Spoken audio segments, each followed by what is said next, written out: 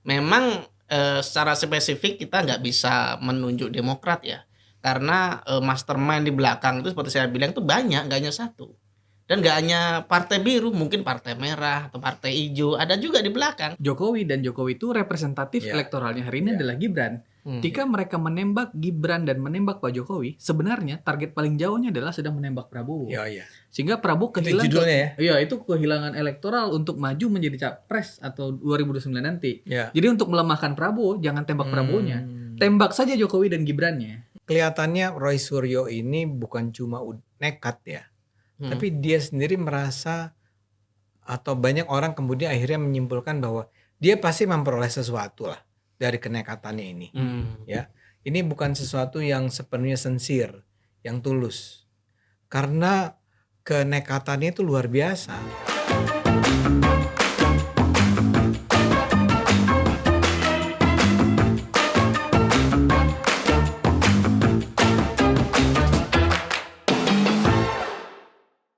Oke, halo pemirsa Cokro TV, kembali lagi di acara Bocor Kasar. Hari ini bersama saya Belmondo Scorpio dan dua teman saya Mas Kajito Elkayani dan Bang Ade Armando.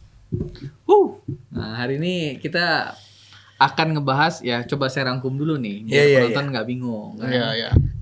Nah, yang pertama ini adalah terkait dengan yang lagi rame-rame di media sosial atau di berita-berita itu terkait dengan ternyata katanya itu di belakang isu ijazah Jokowi itu ditunggangi. Ada penunggangnya. Ada penunggangnya. Kalau kita berkaca pada statement Pak Jokowi juga bilang, ini nih ada orang besar di belakangnya. Ada yang nge-backup lah, kata Pak Jokowi begitu. Kemudian setelah dari statement itu muncul lagi tuh ada isu yang paralel yang bersamaan juga bilang, yang sempat rame juga waktu itu di Kompas ya tuh ya. Kompas TV kan? Kompas TV, Mas Ade Darmawan itu bilang, ya ini lihat aja baju saya. Bajunya waktu itu berwarna biru, ya kan, dikait-kaitkan lah sama orang. Kemudian pengkaitan itu jauh sampai ke Partai Demokrat. Nah, si Ade ini bilang, Ade atau Adi sih? Ade sama kayak Bang Ade. Iya. Cuman kalau saya kan nggak ngomong soal baju kan. Iya betul. Saya pun mengira pas Roy Suryo lagi ngomong tuh, ini kan Ade nih nggak bisa bilang baju biru baju. Saya pikir Ade Armando ngomong tuh, ternyata Ade Darmawan. Nah kemudian ini memang mengarahkan. Jadi karena si Ade Darmawan tuh bilang baju biru, maka orang boleh menafsir-nafsir. Iya, yang mengarahnya kepada Partai Demokrat, yang berdampak pada Partai Demokrat mengeluarkan statement. Dan ini statementnya dikeluarkan oleh juru bicaranya. Ibas juga ngeluarin statement. Kalau ada yang menuduh atau memfitnah bahwa Partai Demokrat adalah orang yang dibalik belakang isu ijazah Jokowi, ini adalah fitnah yang keji. Ini adalah yang ini mengadu domba lah kata mereka begitu. Itu tuh hal besar yang ingin kita bahas hari ini. Kita akan mulai dari tanggapan Mas Kajito dulu melihat isu baju biru, ijazah Jokowi. Dan memang Roy Suryo kan dulu memang mantan Waketum Demokrat kan. Dan sekarang udah enggak lagi. 2019. Itu kan terakhir 2019. Mas Kajito gimana ngeliat ini? Mulai dari statement Pak Jokowi, ada orang besar di belakang isu ijazah Jokowi. Ya kalau memang Pak Jokowinya sendiri sudah mengatakan itu kan berarti sebuah sinyal ya. Kalau sebelumnya Pak Jokowi masih nutup-nutupi, belum menyebutkan apapun, ya masih menganggap bahwa ya ini orang-orang yang memang punya kepentingan pribadi gitu kan awalnya. Tapi ketika Pak Jokowi mengatakan ada orang besar, kemudian relawan ya seperti Bung Sylvester, kemudian ada tadi itu Bang Ade, siapa tadi? Darmawan tadi. Jangan salah nih menonton. Mungkin dia lebih muda dari Anda. Jadi jangan dipanggil Bang dia. Oh gitu ya. Dinda. Kalau Bang Ade itu ya saya ya. Oh gitu ya. Panggil Dinda. Dinda. Kalau HMI Dinda ya. Jadi kalau Pak Ade Darmawan ini sudah terang-terangan menyebut baju ya, itu kan meskipun dia tidak mengatakan ada bukti konkret ya, itu sudah sebuah sinyalemen, pasti ada indikasi gitu loh. Pasti di kalangan relawan atau di internalnya Pak Jokowi itu sudah ada indikasi yang menunjukkan bahwa ada penelusuran, ada bukti-bukti bahwa seperangkat kekuatan itu memang membackup gerakan ini gitu. Bahkan sebelum Pak Jokowi mengatakan ada orang besar, saya sudah meyakini itu gitu. Karena gerakan ini tuh bukan hanya sehari 2 hari, 10 tahun. Dan itu bertahan gitu loh. Kalau hanya orang gila yang mengorkestrasi ini secara pribadi. Dia kan butuh pendanaan juga, kumpul-kumpul, bikin backdrop, itu kan butuh pendanaan juga, nggak mungkin. Betul. Kalau kata Sylvester waktu dia lagi debat sama Suryo, nggak mungkin semua agenda-agenda yang sedang terjadi, misalnya ada hotel, sewa ballroom, atau ada itu, semuanya kan ada yang bantu. Ada yang bantu. Bahasanya begitu. Nah, memang secara spesifik kita nggak bisa menunjuk Demokrat ya, karena mastermind di belakang itu seperti saya bilang itu banyak, nggak hanya satu. Dan nggak hanya partai biru, mungkin partai merah atau partai hijau ada juga di belakang. Kenapa begitu? Karena mereka basic Mas Kajito sengaja nggak menyebut partai kuning. Kenapa begitu? Lah Anda nggak menyebut kuning kenapa? Coba agak banyak dikit warnanya. Biar lengkap. Kan ada biru. Dia bilang ada partai merah, ada partai hijau. Tapi kuning nggak disebut. Artinya Mas Kajito menganggap nggak mungkin lah Golkar terlibat. Agak jauh. Tapi merah dan hijau? Itu kayak balon 5 warna. Oke. Lanjut Mas. Ya, artinya bahwa itu sesuatu yang sangat logis ya. Bahkan kita tuh nggak perlu menelusuri PPATK, kata Roy Suryo dan Rismond. Silakan telusuri. Saya tuh pakai dana pribadi nggak mungkin disumbang. Iya, secara personal nggak mungkin disumbang. Cuman kalau kalian punya acara, nyewa gedung, mungkin ada prasmanannya, ada makanannya dan sebagainya. Dari mana duitnya? Saweran? Kan enggak kan.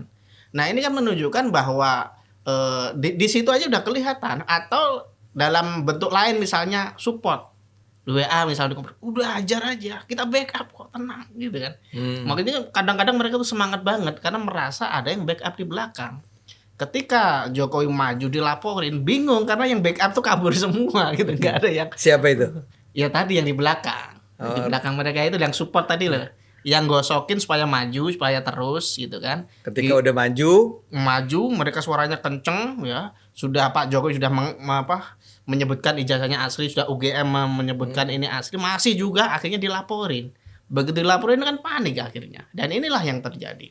Makanya saya melihat bahwa statement Pak Jokowi bahwa ada orang besar di belakang, kemudian ada Bung Sylvester yang ngomong, itu udah. Bahkan kita tuh sudah mengindikasikan, artinya mungkin ada yang lapor ke dia ya. Kan kadang-kadang kita gini Bang, ada suatu grup, ya grup campur-campur mereka. Ada salah satu dari teman kita yang masuk di dalam. Ketika ada yang ngomong gitu, di capture aja, dikirim. Kan ada gitu kan. Atau ada yang secara personal japri bahwa maju aja terus gitu. Kemudian dikirim ke relawannya Jokowi, bisa juga begitu. Kita nggak perlu sampai jauh-jauh ke PATK lah kalau soal ini. Artinya bahwa kemungkinan memang besar ya ada tokoh-tokoh di belakang gerakan yang ingin meributkan ya ijazahnya Pak Jokowi ini. Dan itu berlangsung sampai 10 tahun. Makanya saya agak heran ketika pihak Demokrat itu seperti panik juga ya. Ibas jawab, ini jawab, terus jubirnya juga ya, ngapain kalian sekali aja lah, kalian nggak usah panik, kalau memang enggak ya nggak usah gitu loh. Kan ini bukan sesuatu yang istilahnya mencoreng muka gitu ya, karena memang Pak Ade itu kan juga hanya indikasi, dia nggak menyebut Partai Demokrat, hanya Partai Biru, kemudian dikait-kaitkan dengan Demokrat karena di sana juga ada narasi bahwa ini ada kepentingan untuk nanti 2029. Nah, Partai Biru yang punya kepentingan itu, ya kita nggak menepis PAN ya. Tapi hari ini yang ada tokoh ada muda. PAN, ada Nasdem. Ada Nasdem. Nasdem agak ungu Bang ya. Ada. Tapi biru. Biru ya. Ya biru, masih keluarga biru itu. Okay. Tapi kan yang paling mendekati ya, seperti kata Pak Ade itu kan memang Demokrat gitu kan. Sekali lagi saya pikir ini memang sesuatu yang sebenarnya nggak terlalu aneh. Orang kita itu sedang berantem Bang. Jadi kalau ada orang ribut, udahlah. Ada yang ngomporin. Tapi saya rasa ya. Oke, Bang Ade gimana? Saya rasa wajar lah Bung Ibas ini harus menjelaskan. Oh iya. Ya. Dan Roy Suryo juga melakukan hal yang serupa kan. Iya. Ya. Karena memang ada pertanyaan besar nih. Itu si Pak Ade ini. Bukan saya. Iya. Atau Sylvester juga kan? Iya. Tapi sebentar nggak nyebut warna. Oh, dia nggak nyebut warna ya. Warna. Jadi yang warna dulu nih. Kenapa biru itu dengan sengaja disebut? Ya. Dan hampir pasti coba kita lihat. Kalau itu PAN kayaknya sih ya. Kayaknya PAN mah nggak akan ikut-ikut lah. Beginian tuh dia nggak akan ikut lah. Iya nggak? Iya. Dia untungnya apa sih? Iya. Terus si Nasdem, kalau Nasdem juga bisa disebut sebagai partai biru, manfaat apa yang diperoleh Nasdem dengan terlibat dalam aksi ijazah palsu ini? Satu-satunya yang masuk akal itu memang Demokrat, ya. Karena itu menurut saya, Anda nggak usah heran dong kalau saya heran Ibas harus merasa buru-buru melakukan penjelasan. Ya dia harus mengatakan kepada publik, itu yang ditujukan oleh si Pak Ade ini bukan kami ya. Kami nggak terlibat nih di sini ya. Memang sebagian orang akan bilang, justru kalau lu cara ngejawabnya begitu, ya itu malah akan menimbulkan kecurigaan lebih jauh. Betul. Kalau dia kayak cuek-cuek aja, kan gaya cuek tuh gayanya Pak Jokowi dan keluarga ya. Kan nggak pernah disebut nama Demokrat. Partai biru ya, biru bisa biru apapun gitu kan. Nah sekarang justru karena dia langsung memberikan penjelasan yang relatif disebut panjang lebar sih enggak, tapi sangat eksplisit mengatakan bahwa kami bukan gitu ya. Itu malah menimbulkan curigaan lebih jauh ya. Tapi buat saya memang pertanyaan terbesar, si Pak Ade ini tujuannya apa ya? Ya enggak? Iya. Kenapa dia secara spesifik menyebut baju biru? Betul. Ya? Kalau Sylvester ngomong apa sih? Ada 3 hal. Ada 3 hal apa aja? Kayak itu yang pilpres kemarin yang kalah pilpres. Pokok lawannya kalau pertama tuh Banteng kan, anak Abah. Ya dia nyebut itu. Terus siapa lagi seharusnya yang ketiga? Dia bilang begitu. Iya. Tadi dia bilang begitu waktu di acara Kompas juga. Tapi dia tidak pernah menyebut secara spesifik kan? Nggak pernah spesifik. Maka sekarang orang pun berspekulasi. Karena di luar itu semua, memang di luar soal warna biru, memang Demokrat tuh yang paling logis. Paling mendekati analisa logis ya. Ya kan sangat logis. Kenapa? Karena biar gimana pun kita mengakui lah bahwa AHY itu memang disiapkan oleh Demokrat untuk menjadi salah seorang pemuka politik Indonesia kan? Ya. Sekarang pertanyaannya apakah kerjaan melakukan pembongkaran ijazah ini itu untuk tujuan jangka panjang atau jangka pendek? Ya. Orang kan mengaitkannya misalnya dengan menjatuhkan Jokowi dan Gibran saat ini. Misalnya dikait-kaitkan dengan pemakzulan kan. Tapi kan sesuatu itu jauh lebih sulit untuk dilakukan. Misalnya untuk menyingkirkan Gibran sekarang pun tahunlah 2025-2026 itu terlalu sempit waktunya. Dan kemungkinan tidak akan berhasil. Jadi memang yang lebih masuk akal adalah tujuan dari gerakan ini adalah untuk mencapai sesuatu pada tahun 2029. Yang paling logis adalah memang memajukan nama AHY menjadi wakil presiden pada 2029 dengan menyingkirkan Gibran. Karena Gibran ini sebetulnya memang terus-menerus dikatakan sebagai orang yang diharapkan tetap menjadi wakil presidennya Prabowo pada tahun 2029. Jadi asumsinya adalah Prabowo menang lagi ya 2029 dan tapi wakilnya tetap Gibran. Ini misalnya terlihat ketika di PSI ada kongres kan. Anda juga datang kan? Datang. Ya. Kan ketika itu ingat nggak ada yel-yel Prabowo Gibran 2 periode. Jadi sudah ada tuh upaya untuk kami sebenarnya kami tidak berharap Gibran jadi calon presiden ya 2029, itu bukan tujuan kami. Kami tujuannya, ini PSI maksud saya, PSI tujuannya adalah memajukan nama Gibran sebagai wapres kembali pada tahun 2029. Ya. Maka kalau kita sekarang bicara tentang kelompok-kelompok lain yang sedang akan bermain pada tahun 2029, yang paling logis adalah membayangkan mereka sedang memang bisa saja memajukan nama lain untuk melawan Prabowo. Ya. Dalam hal ini misalnya Anies dan Ganjar mungkin saja akan kembali atau PDIP gantilah, bukan Ganjar tapi misalnya Puan atau siapapun. Pramono gitu ya. Atau Pramono, ya betul, ya. Atau Deddy Mulyadi atau siapapun ya.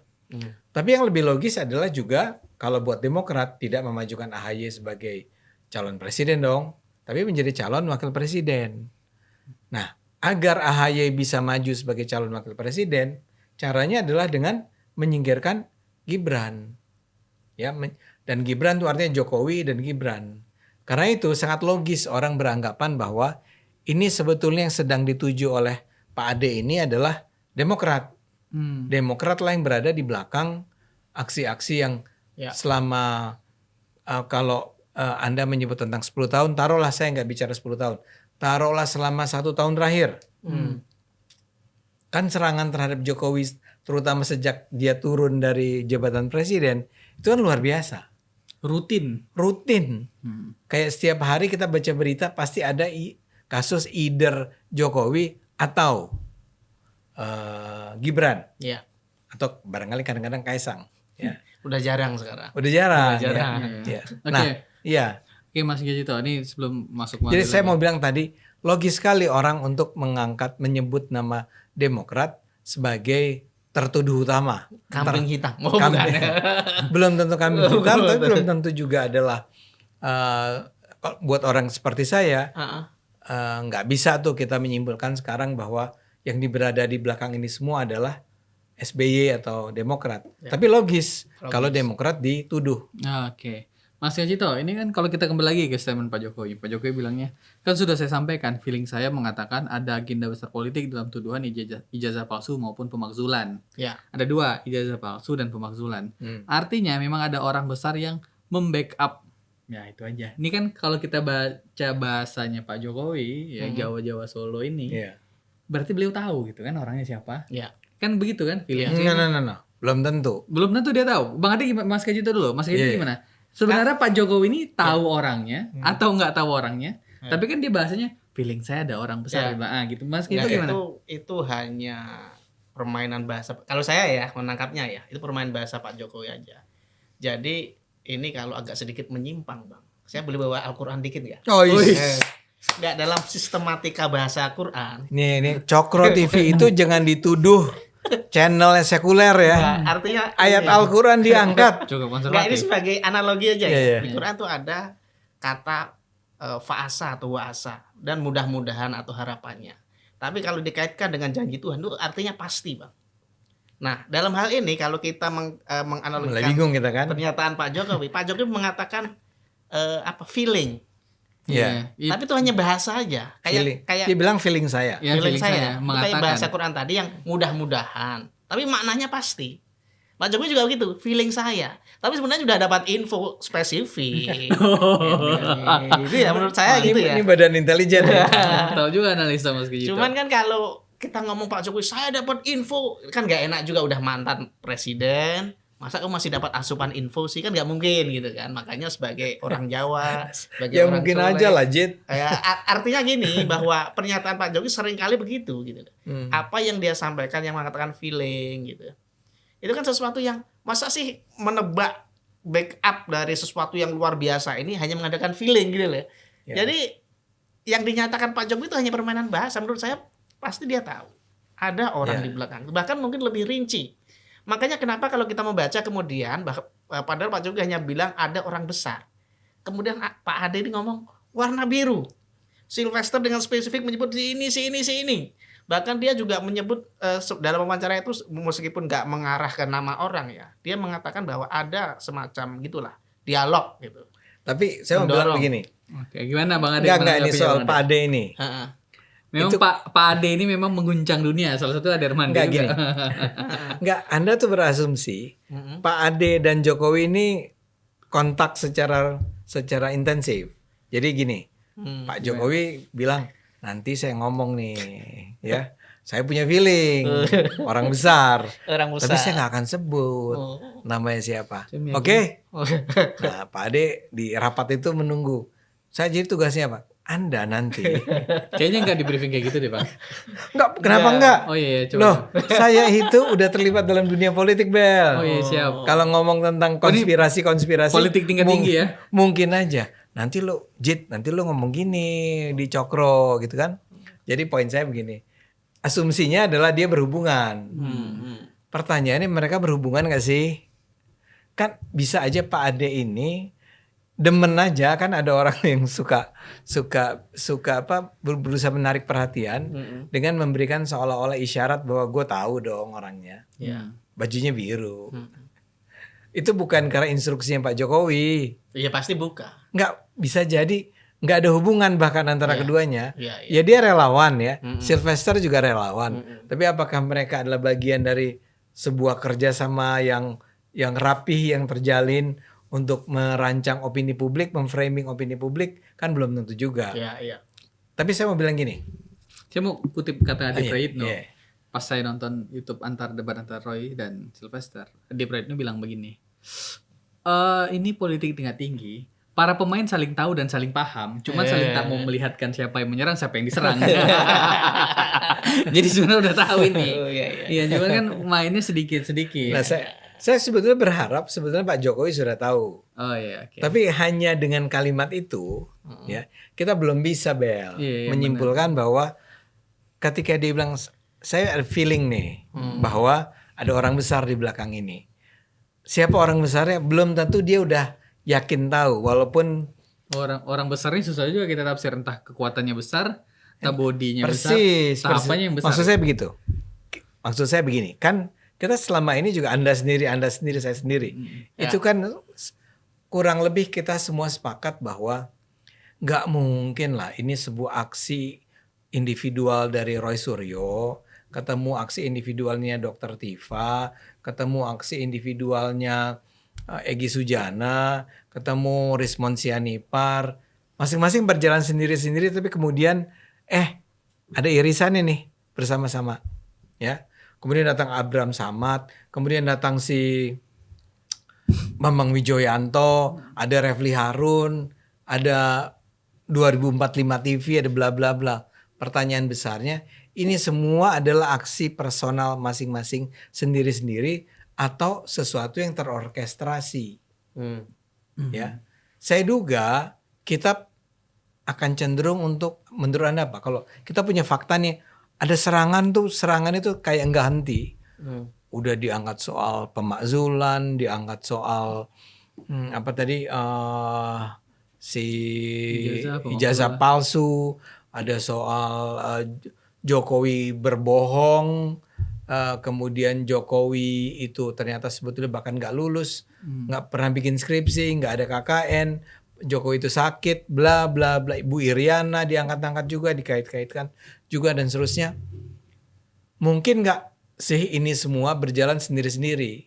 Saya rasa, atau saya nih, ya, saya menganggap bahwa emang itu orchestrated, coordinated, ada koordinasi antara satu dengan lainnya. Dan bayangkan orang kayak Roy Suryo itu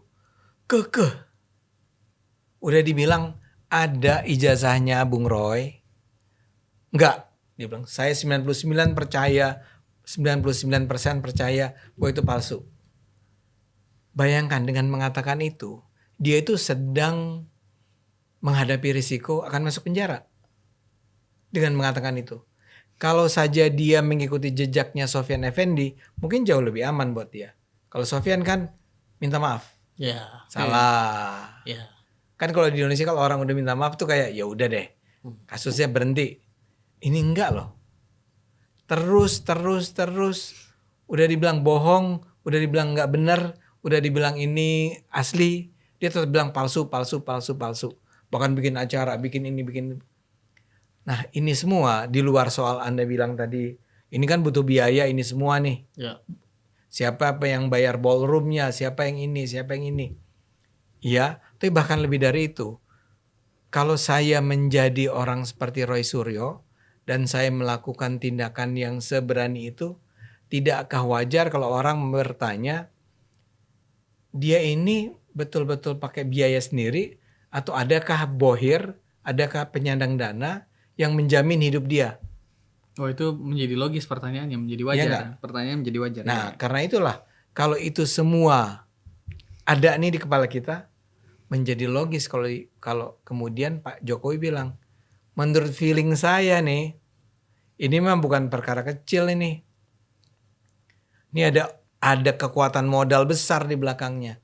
Tapi Pak Jokowi menggunakan istilah orang ya. Ada orang besar di belakangnya. Kalau kita tanya Pak Jokowi udah tahu belum orang besarnya apa? Nah jawabannya kayak Sylvester tuh. Bisa jadi ini datang dari gengnya merah. Bisa jadi ini gengnya anak Abah. Dan kalau saya ngomong anak Abah tuh nggak harus Anies ya. Tapi juga orang yang di belakang Anies. Iya. Masa nggak ada sih penyandang dananya? Masa Anies ya penyandang dananya? Ya. Atau yang tadi kemudian orang melihat yang paling logis itu adalah Pak SBY, Demokrat, karena kebutuhan untuk memajukan nama AHY menjadi wakil presiden. Jadi kalau Anda kan menduga Pak Jokowi pasti tahu. Saya akan bilang belum tentu juga sih Mas Jito. Oke, belum tentu juga Mas Jito. Ini masih juga nih Bang di masalah pemakzulan dan ijazah Pak Jokowi. Ini kan kalau sasaran tembak nih Pak Jokowi dan Mas Gibran. Nah, ini yang saya juga kemarin sempat ngobrol nih sama Bang Zulfan Lindan nih. Nah, jadi sebenarnya target jauhnya itu bukan hanya Pak Jokowi dan Mas Gibran, tapi target paling jauhnya Pak Prabowo katanya. Karena mereka sadar elektoral yang paling kuat mendukung Prabowo menjadi presiden adalah Jokowi. Jokowi dan Jokowi itu representatif elektoralnya hari ini adalah Gibran. Jika mereka menembak Gibran dan menembak Pak Jokowi, sebenarnya target paling jauhnya adalah sedang menembak Prabowo. Sehingga Prabowo kehilangan itu kehilangan elektoral untuk maju menjadi capres atau 2029 nanti. Jadi untuk melemahkan Prabowo, jangan tembak Prabowo-nya.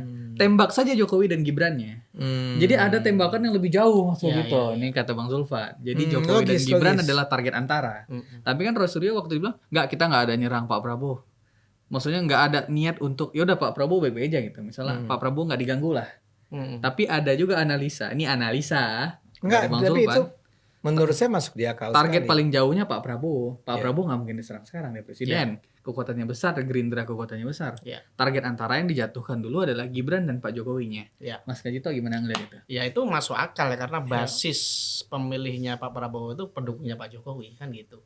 Kita membayangkan lah Pak Prabowo itu berkali-kali nyalon dan kalah. Berkali-kali. Kita menggunakan taktik apapun digunakan dan gak berhasil. Dan ketika dapat backup jadi kok. Bahkan saya tuh udah Pak Prabowo itu seumur hidup gak mungkin lah presiden. Udah kayak baca ini takdirnya tuh gak mungkin lah jadi tangannya gitu. Tapi ketika di backup dari Solo jadi. Ini menunjukkan bahwa analisis tadi masuk akal. Ketika menggempur Pak Prabowo langsung gak mungkin lah habis kamu kalau gempur presiden, ya kan? Presiden powerful digempur gak mungkin. Tapi kalau di belakangnya, orang di belakangnya ya seperti Jokowi atau Gibran yang digempur, dihabisi dulu basisnya, itu bisa. Kan prosesnya masih panjang 2029 itu. Bukan sehari 2 hari ini, proses yang panjang. Dan saya berpikir bahwa ketika targetnya begitu jauh, orang-orang ini gak mungkin sporadis gitu. Ini sebuah sindikat, ini sebuah perencanaan yang sangat detail, sangat panjang, dan bisa jadi juga ada dananya juga yang sudah disiapkan ya. Ada perencanaan tahun 2027 begini, 2028 begini, pasti ada begitu sampai ke sana gitu loh. Karena kalau tidak direncanakan dengan matang ya nggak mungkin lah. Gempur Jokowi juga sesuatu yang sangat berat karena Jokowi itu kan basis pendukungnya sangat kuat ya. Tapi saya juga sebenarnya kalau melihat upaya orang-orang ya seperti yang diindikasikan dengan baju biru tadi untuk eksis di 2029 ini menunjukkan bahwa pemilu 2009 bakal ramai gitu. Pemilu 2029 ya. Karena kan kalau kita hanya membayangkan Prabowo Gibran aja stagnan banget gitu loh. Tapi ketika ada bayangan baju biru yang mengorkestrasi tadi sedemikian rupa, wah ini berarti siasatnya lumayan ini gitu loh. Belum lagi nanti ada anak Abah tadi, belum lagi Partai Merah yang nggak mungkin dong dia diam-diam aja, pasti ada lah perencanaan. Sebenarnya ada satu poin lagi seperti Deddy Mulyadi ya, itu kan sebuah faktor yang sangat besar. Cuman Deddy sudah statement dari sekarang enggak, saya nggak ingin maju katanya. Dan dia juga Gerindra kan sekarang. Artinya peluangnya untuk maju itu hanya bisa kalau Prabowo merestui. Artinya Prabowo nggak maju, diganti sama Deddy kan gitu. Nah itu lebih seru lagi menurut saya karena pertarungannya akan dari banyak sisi ya. Tapi menarik melihat bahwa Bung Zulfan ini kok bisa punya analisis yang begitu jauh ya. Yang diincar ini Prabowo, makanya ketika Roy Suryo langsung ngelak ya. Itu seolah-olah kalau saya membaca, wah ini kenapa sih mereka itu kalau ada pertanyaan semacam ini pengelakannya sangat keras bang. Oh enggak, Enggak langsung begitu. Seolah-olah mereka takut ada sesuatu di belakang mereka yang terbongkar gitu loh. Mungkin saja kan di belakang mereka tuh ada perbincangan-perbincangan di belakang yang nggak ingin terendus gitu kan. Seperti ingin menghancurkan Prabowo misalnya. Kan serangan ke Prabowo mulai ada setelah Jokowi mengatakan Pak Prabowo itu presiden paling kuat gitu kan. Serangan ke Prabowo itu sudah mulai ada. Dulu kan nggak ada kan, karena memang mereka nggak ingin terlihat di publik. Nah, ketika mereka menyerang Prabowo dan balasan Prabowo begitu tegas ya, dia nggak takut, artinya bahwa serangan ke dia itu nggak berdampak apa-apa. Sangat logis kalau yang dihancurkan basisnya, ya dalam hal ini Pak Jokowi ya. Meskipun memang nggak mudah tadi karena memang prosesnya panjang, tapi ini cukup merepotkan. Makanya kenapa Pak Jokowi sampai membuat sinyal, sampai keluar pernyataan feeling saya. Ya kalau saya membacanya berbeda dengan Bang Ade, saya membaca pasti itu bukan feeling lagi. Info atau apa ya yang saya dapat gitu ya. Karena di Indonesia ini nggak ada yang benar-benar rahasia, Bang, sejak dulu ya. Jadi kita ada mata-mata di sana, dia ada mata-mata di sini, mereka ada gitu. Seolah-olah tembok itu punya telinga. Apa yang terjadi di istana, bahkan yang bisik-bisik itu bisa keluar. Cuma satu. Apakah yang dimaksud Pak Jokowi dengan orang kuat itu adalah orang besar? Orang besar itu adalah SBY? Belum tentu kan? Belum tentu. Ya, jadi kita sekarang tiba pada dugaan anggapan bahwa itu adalah SBY gara-gara si Pak Ade ini. Sama Sylvester. Ya. Tapi kan belum tentu. Belum tentu. Jadi karena sekarang kembali ke SBY atau Demokrat. Kalau Demokrat melakukan ini, maka teori tentang menjatuhkan Prabowo jadi nggak terlalu relevan. Karena yang akan diajukan itu adalah AHY-nya. Kan pasangannya belum tentu Prabowo. Nggak, kalau pakai teori tesisnya Bang Zul nih. Ya. Yang mau dia hajar tuh adalah Prabowo. Ya. Nggak logis kalau gitu Demokrat yang melakukannya. Ngerti nggak? Ya. Karena kalau Demokrat paling nggak nih dia belum punya calon untuk melawan Prabowo. Bahkan tahun 2029. Ya. AHY apakah cukup kuat untuk bisa menandingi Prabowo? Saya rasa enggak. Ya. Jadi kalau teorinya Bang Zul ini benar, kita akan katakan kalau gitu ini bukan Demokrat nih. Ya. Ini bukan SBY nih. Ya. Jadi menarik. Kalau gitu siapa? Nah, maka dari itu, karena targetnya adalah Pak Prabowo, isu Pak Prabowo dan Pak Jokowi nggak harmonis itu makanya digaungin terus. Kan itu dikatanya kan?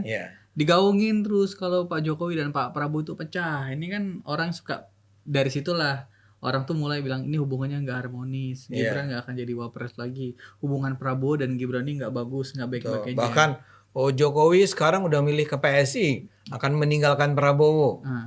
Mulai ada tuh yang begitu-begitu Bang Ade. Iya. Makanya dibilang Bang Sulfan ini, makanya target antaranya adalah menjatuhkan Prabowo dan Jokowi untuk Prabowo dan Jokowi, Gibran dan Jokowi untuk Pak Prabowo agar makin rendah elektoralnya. Ya Pak Prabowo-nya. Nah, gimana Bang Ade menanggapi itu dulu tuh? Nggak, iya. Ini menarik sekali nih teori yang sebetulnya kan selama ini kita nggak bicara begitu ya. Iya. Kalau sekarang tiba-tiba teorinya bilang bahwa ini tujuan akhirnya adalah Prabowo, kita harus berpikir ulang nih tentang siapa sebetulnya kalau begitu. Nah, tapi dalam hal ini saya jadi berpikir balik dan berpikir bahwa memang sebetulnya itu bukan sesuatu yang terlalu baru ya. Teori ini sebenarnya ingin menghabisi Prabowo agar tahun 2029 dia akan kalah dengan misalnya kalau yang maju lagi adalah Anies. Ya enggak? Ya. Karena saya nggak bisa menyebut nama lain tuh di luar Anies. Yang mungkin tadi Ane bilang Deddy Mulyadi, tapi masa sih Deddy Mulyadi, dia kan orang Gerindra gitu kan. Kecuali Prabowo nggak maju. Tapi kan kemungkinan besar Pak Prabowo akan maju lah. Iya. Kemungkinan besar ya. Iya. Terus siapa lagi pesaing lainnya? Nggak ada kan? Belum ada nama yang muncul. Belum ada nama yang cukup kuat muncul. Satu-satunya Anies.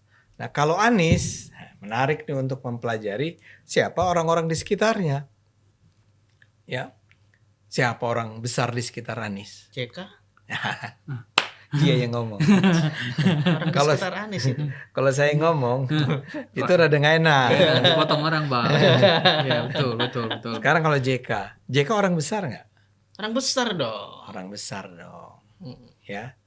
sekarang mungkin nggak yang dimaksud Pak Jokowi sebagai ada orang besar, itu adalah JK, mungkin nggak? Kalau bicara kemungkinan ya selalu ada Kemungkinan. Tapi kalau dalam pandangan kita, mungkin nggak dia sekarang memang sedang bermain? Mungkin aja. Sangat mungkin. Yeah. Jadi kita, dengan kata lain saya cuma mau bilang nih, kita jangan konsentrasi hanya kepada Pak Biru. Jangan-jangan biru ini jadi target juga kan? Oke. Harusnya kita memang mengundang Pak Ade itu. Iya, Pak Ade. Biar ngomong lebih jujur jelas. ya di sini. Jelas-jelas Yang ngomong. dimaksud biru itu siapa? Statement Bapak membuat satu republik ini membahas itu. Memikirkan warna biru. Nah, oke. Kita kembali lagi nih karena udah masuk akhir, kita kembali lagi ke Rosuryo yang berkomentar tentang Pak Jokowi datang ke acara alumni. UGM. Ini kan salah aja lagi, Pak Jokowi datang ke sana salah. Saya yang UGM beneran kalau Pak Jokowi. Kata dia. Kalau Pak Jokowi enggak, karena katanya tuh Yang ada bilang UGM beneran siapa? dia Roy Suryo. Iya. Roy Suryo tuh UGM beneran. Iya. Wah. Nah, Mas, Ini menyinggung Anies dong. saya nggak ngerti, Bang. Jadi Anies nggak beneran. Saya nggak ngerti, Oke. Bang. Kita ini kan UI, Bang. Kita bukan UI, ya, bukan UGM. Saya Unusia. Lain lagi nih. Mas Kajito, gimana Mas Kajito ngelihat Pak Jokowi datang ke acara alumni dan Roy Suryo menganggap ya sama aja ini, pokoknya jasa lu tetap inilah. Gitu. Ya apapun yang dilakukan Pak Jokowi, Roy tetap akan menyangkal ya, itu yang pertama. Yang kedua, sebenarnya Pak Jokowi itu ingin menegaskan bahwa dia bagian dari alumni UGM gitu. Apapun respon Roy Suryo dan kawan-kawan itu kan salah satu. Kok nggak pakai baju alumni malah pakai baju putih? Ada Yang salah menyebut lagi. itu. Ada yang menyebut itu, nggak pakai kaos alumni katanya. Salah Oh siapa? Pak Jokowi. Iya. Kaosnya bukan alumni. Bukan. Ya dia nggak dapat kali. Ya memang hobi pakai baju putih. Nah itu mungkin sinyalemen dia nggak dikasih karena bukan alumni, mungkin begitu pikiran Roy Suryo gitu.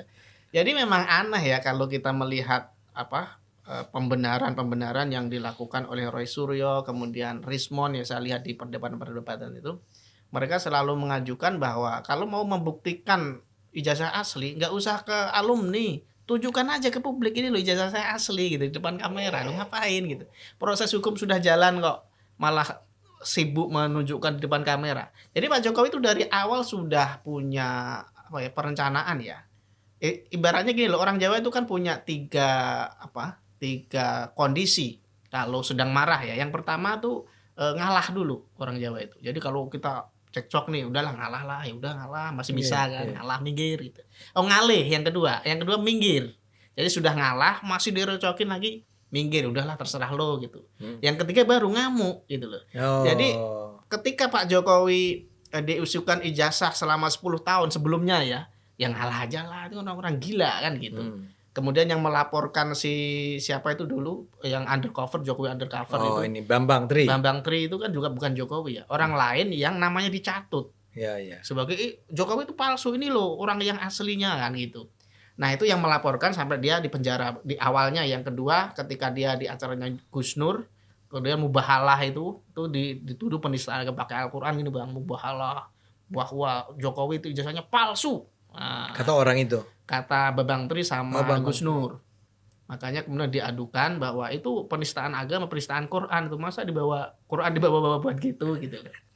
Jadi dia di penjara gara-gara itu. Gara-gara itu isunya penistaan, bukan karena menghina atau karena ijazah. Oh, yang gitu. pertama memang soal ijazah tapi kaitannya dengan pencemaran nama baik. Ada orang lain pengusaha saya lupa namanya di Solo itu yang disebut-sebut sebagai gitu. Itu bukan Jokowi tapi pengusaha ini gitu. Iya. Pokoknya aktornya lah. Nah itu kan menunjukkan bahwa Roy Suryo dan kawan-kawan ini memang suka-suka mereka lah ya untuk menyebut Jokowi nggak ke alumni dan sebagainya. Tapi kalau kita lihat Jokowi itu sejak awal ketika 10 tahun sudah ngalah, kemudian dia juga sudah UGM memberikan pernyataan ya. Itu kan juga sudah indikasi langkah kedua. Dia udah menghindar sebenarnya, udahlah UGM aja yang jawab gitu kan. Nah ketika itu juga nggak direspon oleh Roy Suryo dan kawan, akhirnya kan ngamuk dalam hal ini melapor ke polisi kan. Itu kan langkah terakhir.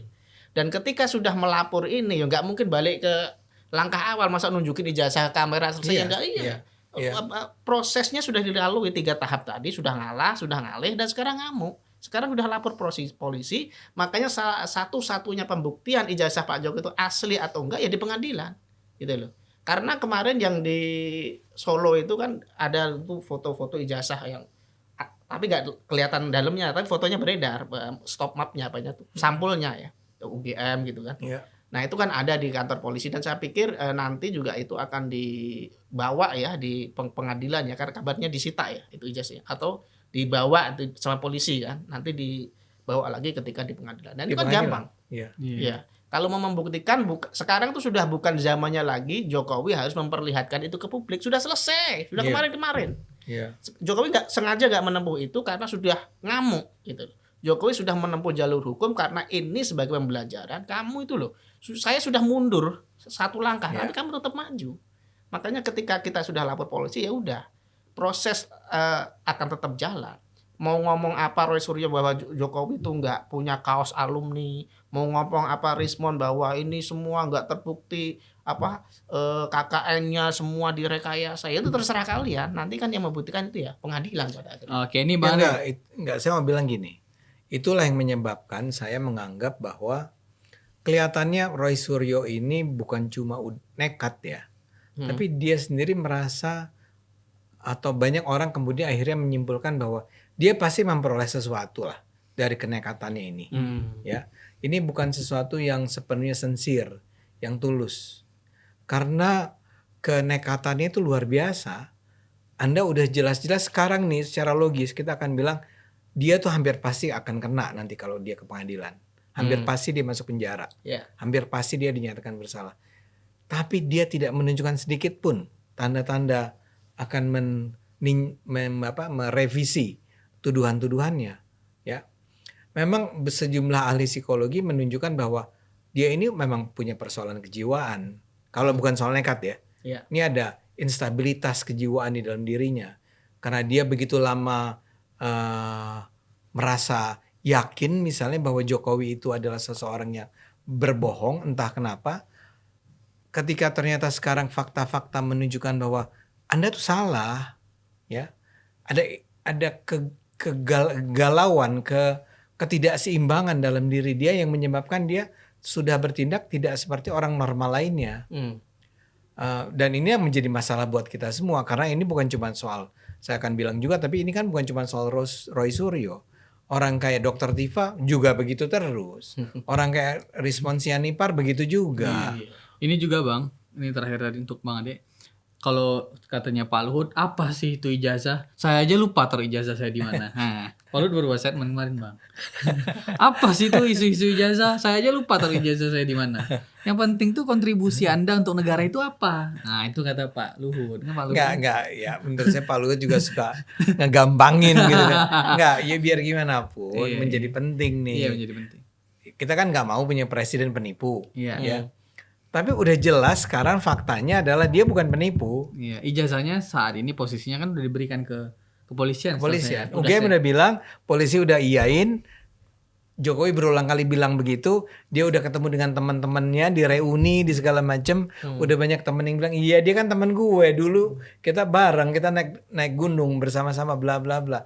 Dan tetap saja orang yang namanya Roy Suryo itu mengatakan bahwa 99% saya yakin bahwa itu ijazahnya palsu. Itu gimana Anda menjelaskannya? Penonton saya nggak tahu lah. Barangkali Anda ahli psikologi atau apa, jelasin dong ke kita. Ahli neurosains. Oke, paling nanti kita tunggu aja proses pengadilannya gimana. Iya, kita lihat aja. Oke, terima kasih banyak Mas Kajito, terima kasih banyak Bang Ade Armando, dan terima kasih banyak teman-teman Cokro TV. Pantengin terus Bocor Kasar episode selanjutnya. Sampai jumpa.